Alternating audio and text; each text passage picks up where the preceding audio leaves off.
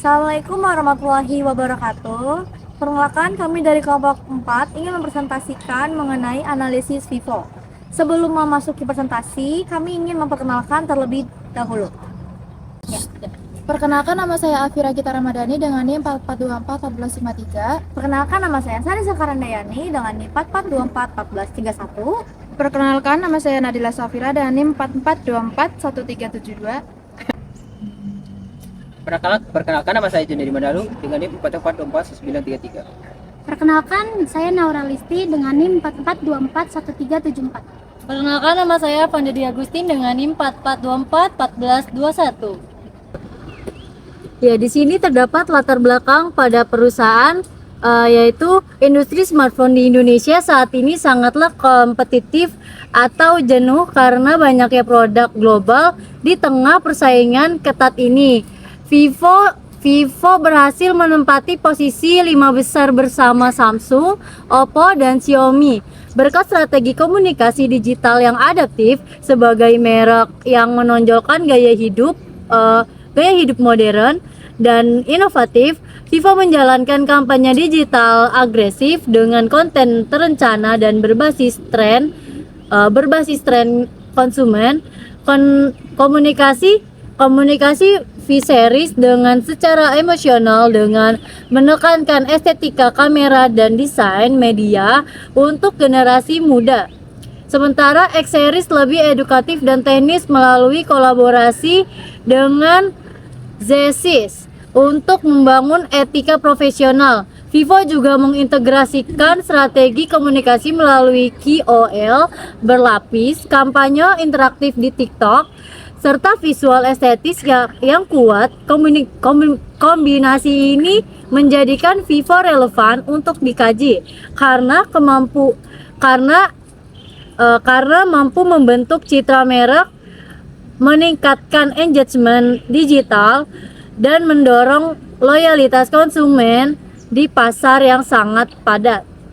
Kemudian di sini terdapat tujuan dari analisis pada perusahaan. Adapun tujuan dari analisis tersebut yaitu penelitian ini bertujuan untuk mengevaluasi efektivitas komunikasi digital Vivo di berbagai kanal media sosial seperti TikTok, Instagram, dan YouTube, dengan fokus pada bagaimana pesan kampanye mampu membangun interaksi dua arah, kesadaran merek, dan konversi audiens. Selain itu, penelitian ini menilai konsistensi pesan merek di lintas segmen produk, memastikan narasi dan identitas visual tetap utuh antara V-series yang menekankan estetika dan X-series yang menonjolkan profesionalisme teknologi. Pada akhirnya, analisis ini merumuskan rekomendasi strategis berbasis data untuk meningkatkan digital Vivo, meminimalisasi hambatan komunikasi dan menjaga loyalitas merek di tengah kompetisi industri smartphone yang semakin ketat. Ya, kemudian di sini terdapat ruang lingkup.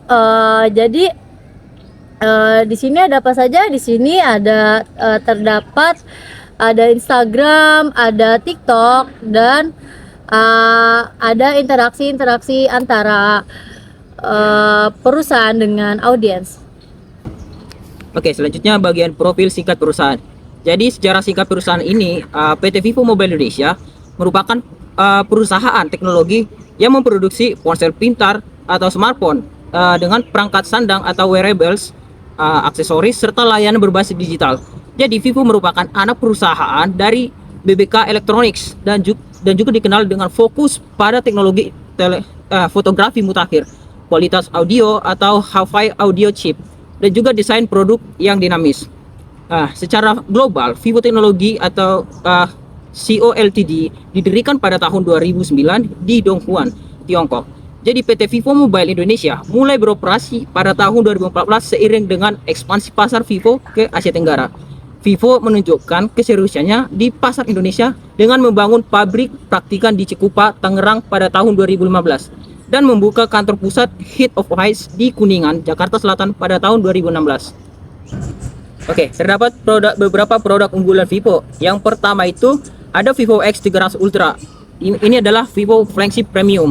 Jadi ini adalah flagship tertinggi, di mana dengan menggunakan kamera 200 megapiksel dengan Zeiss periscope, dengan menggunakan chipset Snapdragon 8 Elite Gen 5. Nah, selanjutnya ada Vivo V40 series, di mana dia dengan menggunakan kamera kolaborasi dengan Zeiss 50 megapiksel dan juga dengan layar AMOLED 120 Hz dengan baterai 5000 mAh, desain premium. Selanjutnya ada Vivo Y200 series, di mana ini dengan segmen mid range menggunakan layar AMOLED fast charging 44 watt dengan menggunakan AI kamera. Lalu ada juga Vivo T3 series dengan performa gaming dengan menggunakan baterai 6000 mAh, lalu dengan layar 144 Hz, harganya terjangkau dan juga kompetitif di dunia gaming. Oke, selanjutnya masuk ke bagian STP, di mana ini STP pada Vivo Indonesia ada segmentasi, targeting dan juga positioning Vivo. Jadi Vivo ini menyasar segmen usia dari 18 tahun sampai 35 tahun yang melek teknologi. Jadi berorientasi pada gaya hidup dan juga yang aktif di media sosial serta psikografis. Target konsumen mengutamakan kamera yang berkualitas tinggi, desain premium, dan juga konektivitas digital yang optimal. Jadi pada segmentasi kita targetnya itu adalah milenial dan juga Gen Z urban kelas menengah. Lalu untuk targeting, targetnya adalah pengguna media sosial aktif dari usia 18 sampai 35 tahun. Untuk positioning sendiri, di mana mereka adalah kamera terbaik di kelasnya dengan gaya hidup digital. Nilai utamanya itu adalah inovasi, estetika, dan juga keterjangkauan premium. Analisis Instagram, profil akun dan metrik utama Instagram Vivo Indonesia. Analisis media digital akun _Vivo Indonesia menunjukkan identitas merek yang solid melalui 3 metrik utama. Pertama, akumulasi 1658 post membuktikan rekam jejak komunikasi yang aktif dan konsisten, sehingga membangun citra akun yang profesional, terpercaya, dan responsif. Konsistensi ini berbanding lurus dengan capaian 1,2 juta followers yang berfungsi sebagai sosial proof kuat untuk meningkatkan kredibilitas dan menegaskan posisinya sebagai pemimpin pasar. Di sisi lain, pembatasan kesan eksklusivitas dan otoritas memposisikan merek sebagai sumber informasi utama atau trendsetter. Kombinasi ketiganya secara kolektif mengukuhkan citra _Vivo Indonesia sebagai institusi yang berpengaruh dan berkredibilitas tinggi di Indonesia. Baik, di sini ada frekuensi posting dan konsistensi, pendekatan konten dan pesan utama akun Instagram Vivo Indonesia. Di sini sudah ada 3 tabel. Yang pertama ada dimensi analisis, saluran lini masa atau Instagram feed, dan saluran cerita atau Instagram stories. Baik di dimensi analisis ada kuantitas publikasi, akumulasi mingguan, karakteristik konten, fokus strategis, dan dampak teoritis. Dan di saluran lini masa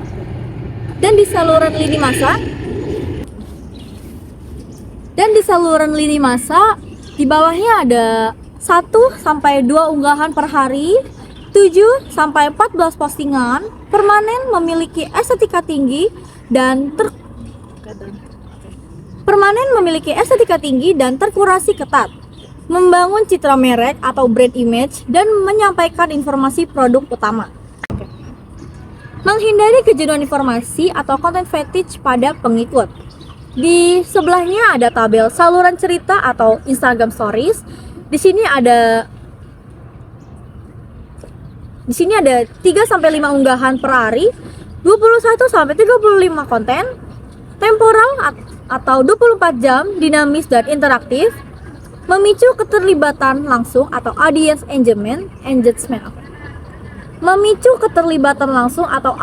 engagement, dan komunikasi 2 arah.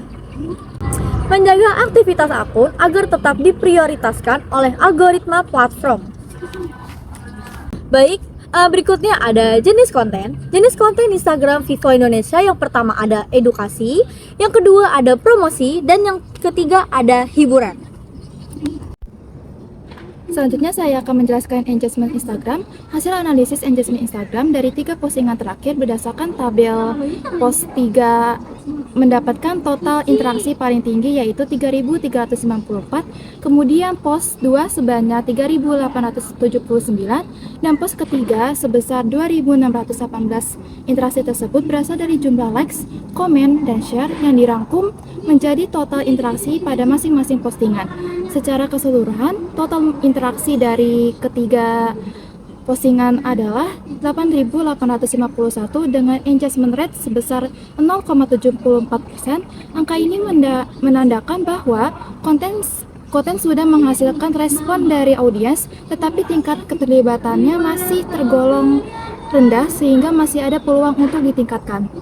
Selanjutnya yaitu ada analisis TikTok. Akun TikTok Vivo Indonesia memiliki lebih dari 2,1 juta pengikut dan aktif mengunggah konten 4-5 kali per minggu pada jam 18.00 sampai 21.00 WIB. Untuk menjangkau audiens usia 13-30 tahun, strategi kontennya memanfaatkan tren audio, video singkat, dan kolaborasi dengan kreator lokal yang terbukti sukses melalui kampanye Vivo Camera Challenge dengan lebih dari 500 juta tayangan. Selain itu, penggunaan branded hashtag dan hashtag yang sedang tren berhasil meningkatkan engagement dengan rata-rata 4.000 lebih likes per video, serta menghadirkan sekitar 8.000 video UGC dari pengguna. Engagement TikTok. Berdasarkan tabel engagement TikTok, analisis dilakukan pada 3 unggahan dengan menghitung jumlah likes, komen, dan share. Total interaksi yang diperoleh dari ketiga postingan adalah 3.882 interaksi, terdiri dari 3.147 likes, 359 komentar, dan 376 kali dibagikan. Postingan ketiga memberikan kontribusi interaksi tertinggi dengan 2.770 interaksi, sehingga menjadi konten dengan performa terbaik dari hasil perhitungan tersebut. Akun TikTok Vivo memperoleh engagement rate sebesar 0,125% yang menunjukkan bahwa akun mampu menghasilkan interaksi dari audiens. Meskipun masih terdapat peluang untuk meningkatkan tingkat keterlibatan melalui konten yang lebih menarik dan konsisten. Selanjutnya, analisis website. Website resmi Vivo Indonesia yaitu vivo.com.id memiliki desain yang modern dengan tampilan yang sederhana dan navigasi yang mudah digunakan, sehingga memudahkan pengunjung dengan mencari informasi produk. Halaman utamanya menampilkan smartphone terbaru, fitur unggahan, serta tombol ajakan bertindak yang jelas. Sumber traffic website didominasi oleh organic search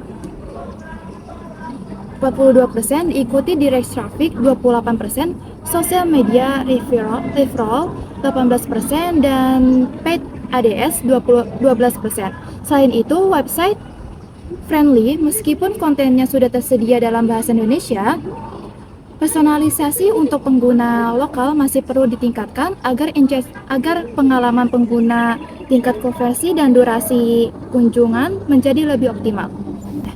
Berikutnya analisis email marketing. Yang pertama, pendekatan non-prioritas. Vivo Indonesia menempatkan email marketing personal pada tingkat intensitas rendah untuk menghindari rendahnya angka keterbacaan. Yang kedua, karakteristik pasar. Konsumen ponsel pintar di Indonesia cenderung impulsif dan kurang responsif terhadap promosi gawai via email. Yang ketiga, pengalihan saluran konversi. E-commerce marketplace Shopee, TikTok, Tokopedia, Lazada menjadi muara akhir konversi penjualan harian melalui fitur interaksi seperti live shopping. WhatsApp Business digunakan sebagai saluran dua arah yang responsif untuk layanan pasca pembelian, status perbaikan gawai, dan promosi terarah. Yang terakhir, fokus utama, alokasi anggaran dan operasional pemasaran dipusatkan pada media sosial massa, Instagram, dan TikTok yang lebih efektif memicu ketertarikan audiens muda secara instan. Berikutnya, integrasi antar kanal, strategi lintas kanal, keberhasilan penetrasi pasar digital Vivo terletak pada sinkronisasi pesan dan alur perpindahan audiens yang terstruktur melalui dua indikator. Yang pertama, konsistensi pesan merek, kontrol penyerangan pesan yang sangat ketat di seluruh platform digital, tagline kampanye di Instagram dan TikTok selalu identik dengan banner utama website resmi. Contohnya, eksploitasi konsisten frasa ultimate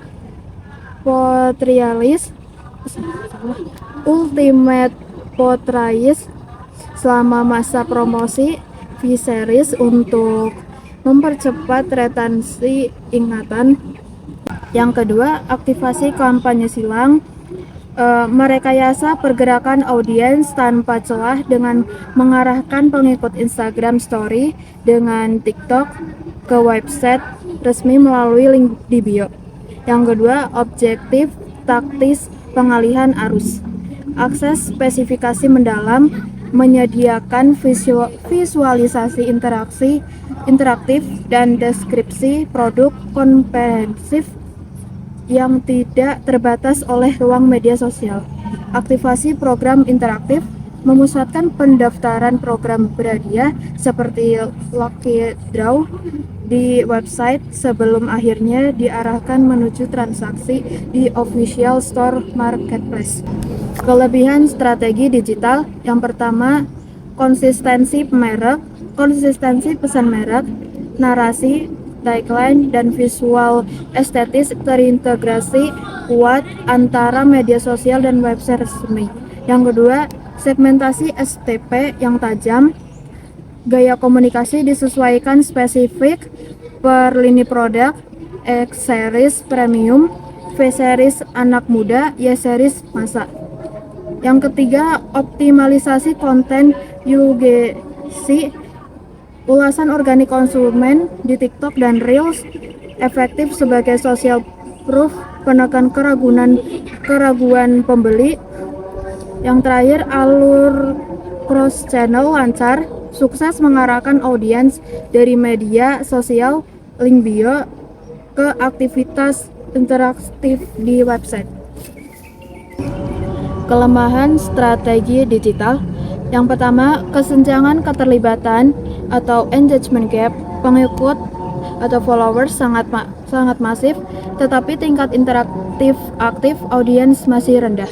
Yang kedua, karakter suara kaku, interaksi antar admin dan di kolom komentar cenderung mekanis dan formal, kurang dekat dengan audiens muda.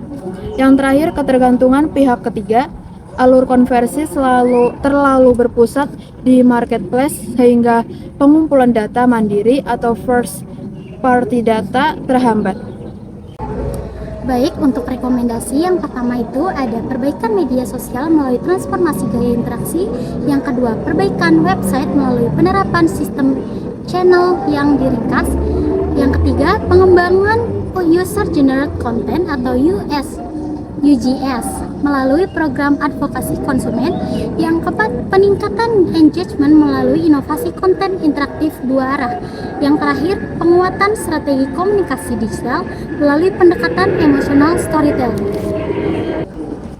Kesimpulannya, yang pertama adalah keberhasilan utama, integritas merek yang kuat, yaitu konsistensi visual dan tagline di Instagram, TikTok, dan website sukses memperkuat brand retention. Yang kedua ada segmentasi tepat sasaran, yaitu penyampaian pesan yang tajam dan relevan untuk tiap lini produk. Yang kedua ada tantangan kritikal, yaitu rendahnya engagement rate, yaitu interaksi dua arah di media sosial minim karena konten masih searah, kaku, dan terlalu fokus pada spesifikasi teknis. Yang kedua adalah ketergantungan e-commerce, yaitu fokus konversi ke pihak ketiga, memicu penjualan instan, namun menghilangkan potensi pengelolaan data mandiri. Yang terakhir yaitu rekomendasi strategis transformasi taktis, yaitu mengubah komunikasi transisional searah menjadi strategi yang lebih humanis, interaktif, dan berbasis cerita emosional demi mempertahankan kepemimpinan pasar. Baik, selanjutnya dapat dilihat berdasarkan lampiran terdapat tabel dan grafik pada sosial media Vivo yang mana menunjukkan konsistensi upload video dan menaiknya tingkat followers. Untuk detailnya dapat dilihat Instagram lebih tinggi naik followers daripada TikTok. Sekian presentasi dari kami, kurang lebihnya mohon maaf. Wassalamualaikum warahmatullahi wabarakatuh. Ampun malaikat.